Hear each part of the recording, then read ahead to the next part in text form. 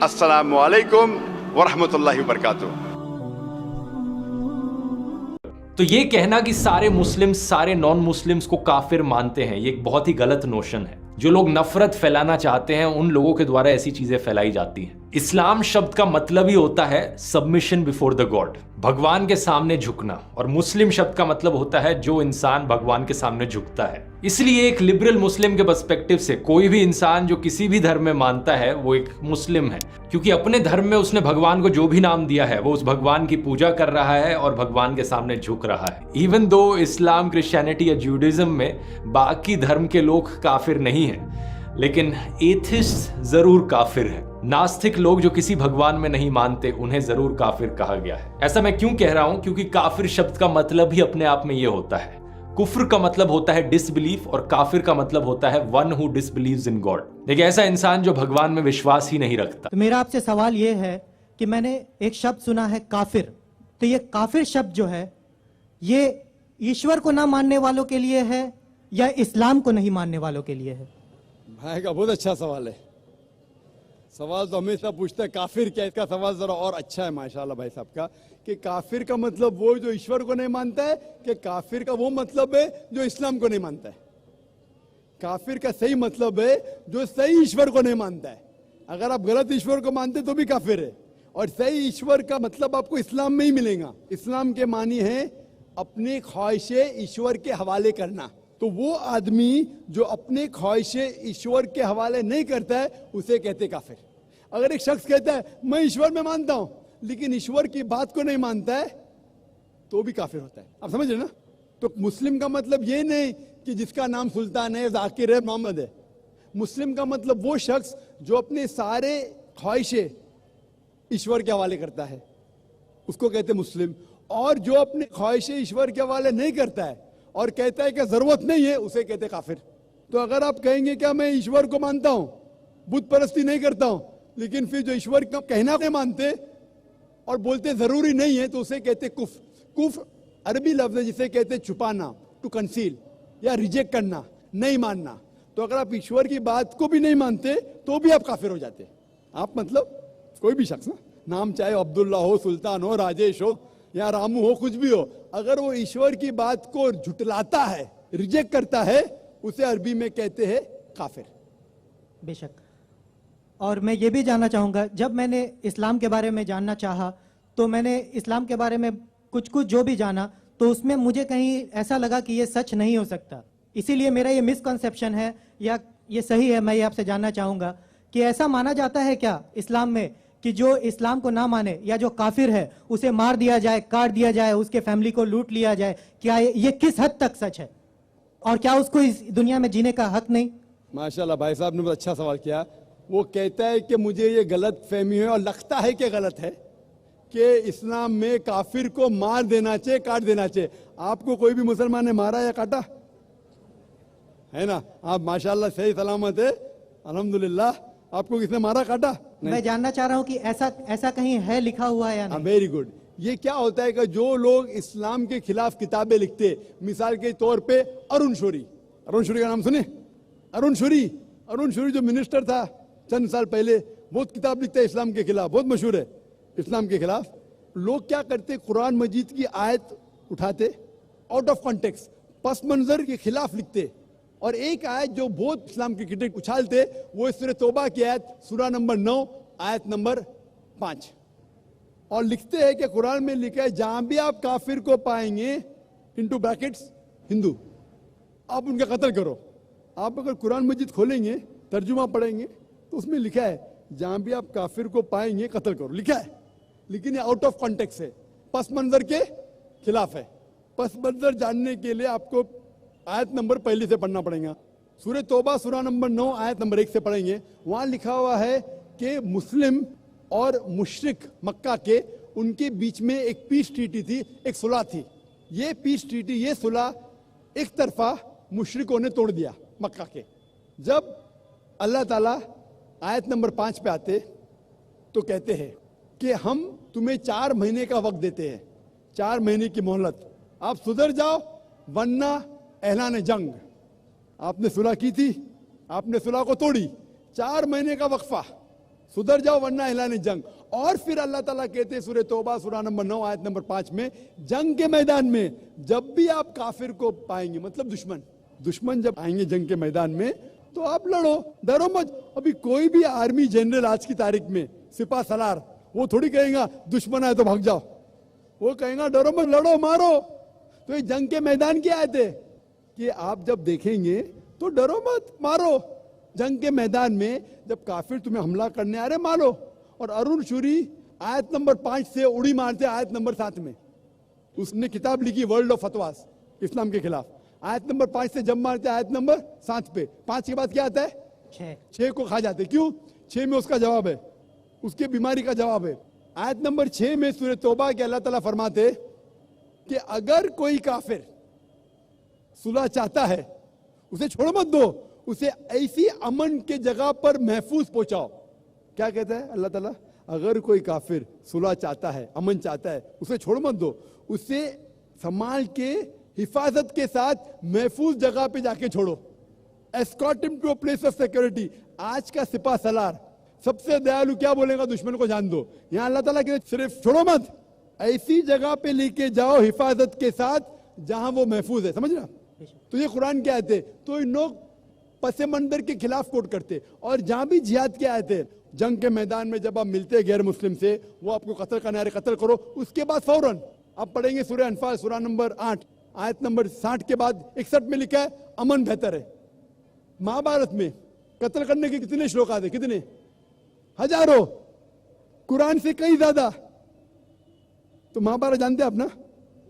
जब मैं हिंदू से पूछता हूं महाभारत में झगड़ने के कितने, लड़ने के कितने श्लोक है, तो वो हिंदू मुझसे कहता है के खिलाफ मैं कुछ नहीं कह रहा, क्योंकि हमारे धर्म में भी धर्म युद्ध है। सुनिए मेरी बात ना, धर्म युद्ध है बराबर।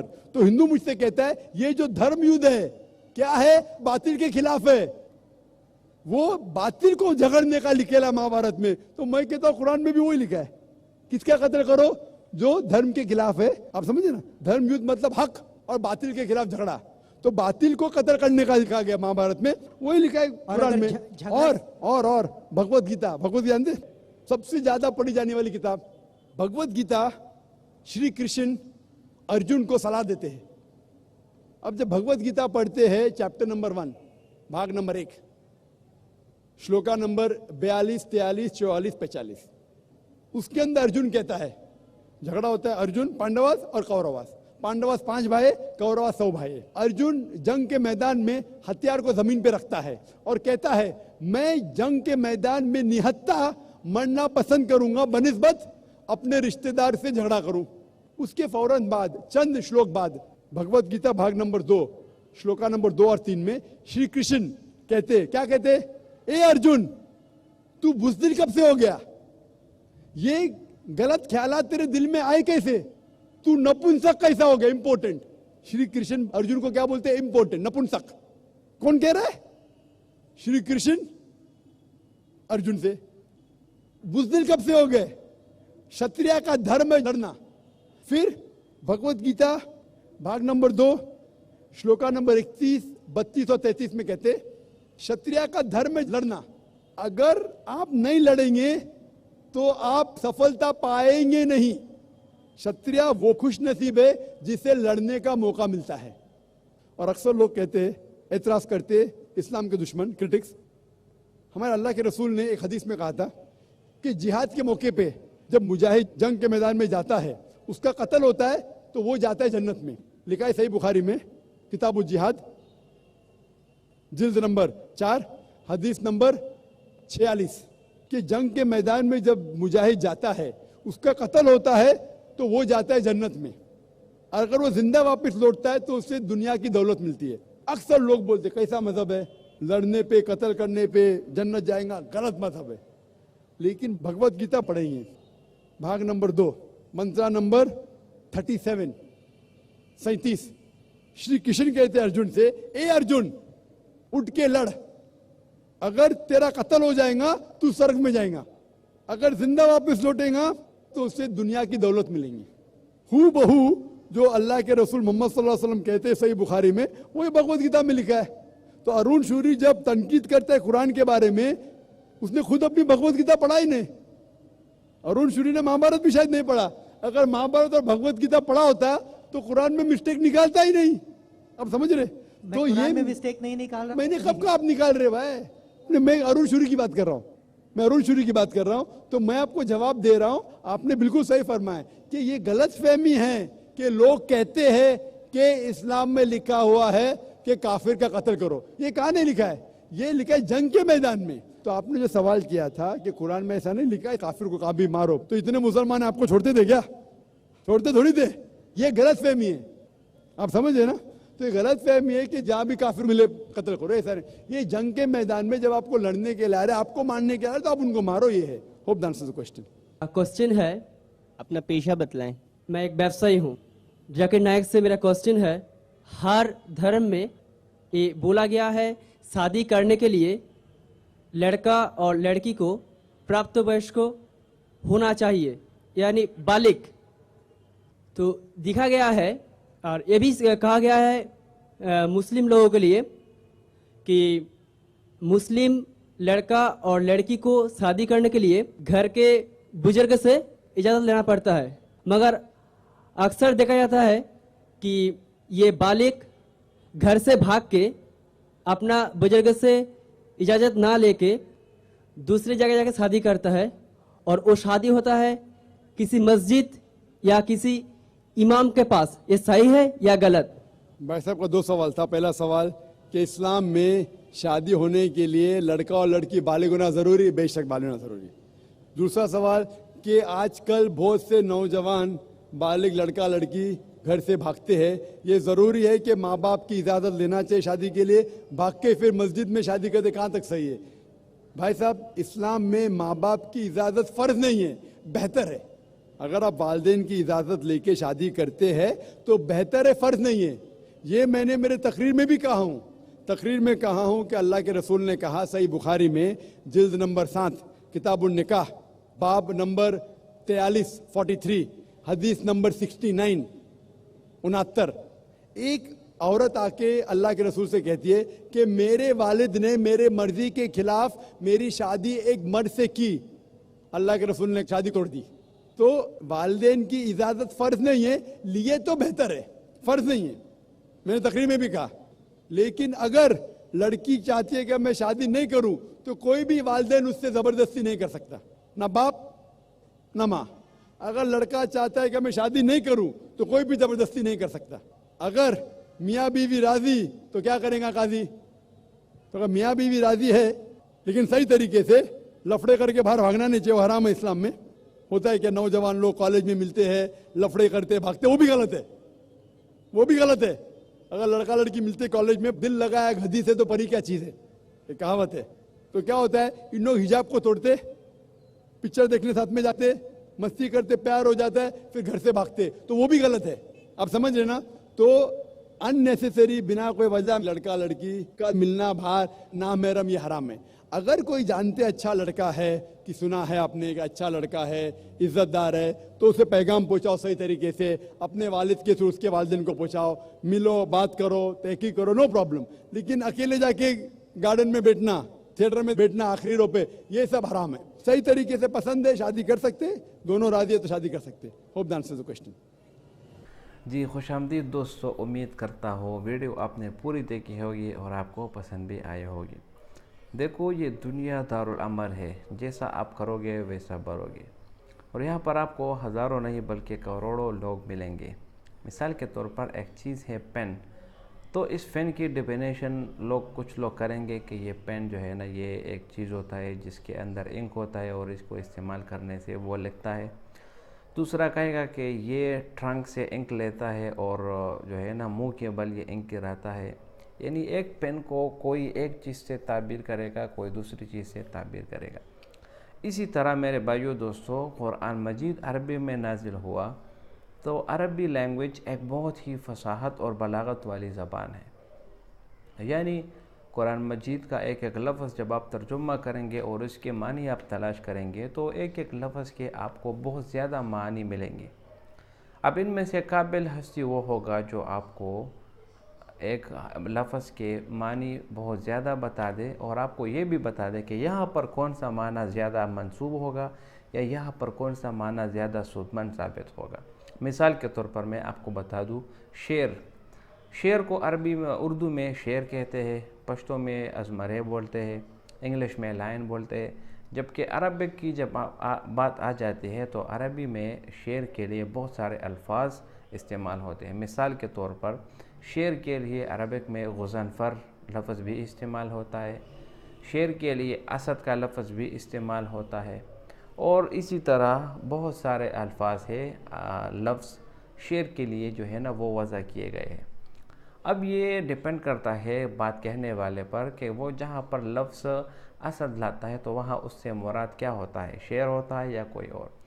इसी तरह यहाँ पर लफ्ज़ काफिर की बात हो रही है तो अभी आपने देखा वीडियो में कि एक बंदा कह रहा है कि काफिर जो है ना किसको बोलते हैं, जो नास्तिक होता है, एथियस्ट होता है, वो काफिर होता है, जो नहीं होता। सही बात यह है मेरे भाइयों दोस्तों, काफिर कफ़ारा यकफ़ुरु बाप से है। कफ़ारा यकफ़ुरु कुफ़रन फ़हुवा काफिर, ये इसमें फ़ाइल का सीगा है काफिर। इसका मतलब है छुपाने वाला। इसका मतलब क्या है? छुपाने वाला। अभी काफिर को काफिर इसलिए कहते हैं क्योंकि वो हक़ को छुपाता है और बातिल को ज़ाहिर करता है। मिसाल के तौर पर इस्लाम हक़ दीन है। अल्लाह ताला कुरान में फरमाते हैं इन्नद्दीन इंदल्लाहिल इस्लाम, अल्लाह ताला के नज़दीक सबसे पसंदीदा मज़हब वो इस्लाम है। काफिर इसको छुपाता है, क्यों? क्योंकि वो इसको नहीं मानता, वो किसी दूसरे को मानता है, इसलिए काफिर को काफिर कहते हैं। कुफर काफारा ये मादा जिस लफ्ज़ में पाया जाए उसका मानी होगा छुपाने वाला। तो काफिर को काफिर इसलिए कहते हैं क्योंकि वो हक दीन को छुपा लेता है और बातिल दीन को जो है ना वो सामने ले आता है। अब डॉक्टर जाकिर नाइक का बयान भी आपने सुना कि उसने काफिर के बारे में क्या कहा। अक्सर लफ्ज़ इन मुख्तसर शार्ट लफ्ज़ों में ये है, जो बंदा इस्लाम को ना माने, इस्लाम के अहकामात को ना माने, प्यारे रसूल हज़रत मोहम्मद सल्लल्लाहु अलैहि वसल्लम को आखिरी नबी ना माने, हालांकि जानते हुए भी कि वो आखिरी नबी है, सच्चा नबी है, इस्लाम सच्चा मज़हब है, इसके बावजूद वो इसको ना माने, ये बंदा काफिर है। क्यों? क्योंकि ये हक़ को छुपा लेता है, हक़ को छुपाता है, बहुत कोशिश करता है इसको दबाने की। लेकिन ये बात हमेशा याद रखो, जा अल हक़ व ज़हक़ल बातिल इन्नल बातिल कान ज़हूक़ा, बातिल हमेशा के लिए मिटने वाला होता है, कभी ना कभी एक ना एक दिन ये बातिल हमेशा से ख़त्म हो जाता है। तो मेरे भाइयों दोस्तों, हमेशा सच का साथ दो, हमेशा हक़ का साथ दो। और यहाँ पर इस वीडियो में आपने देखा काफिर का मतलब क्या है, वो मैंने बता दिया कि काफिर का मतलब यही है, छुपाने वाला।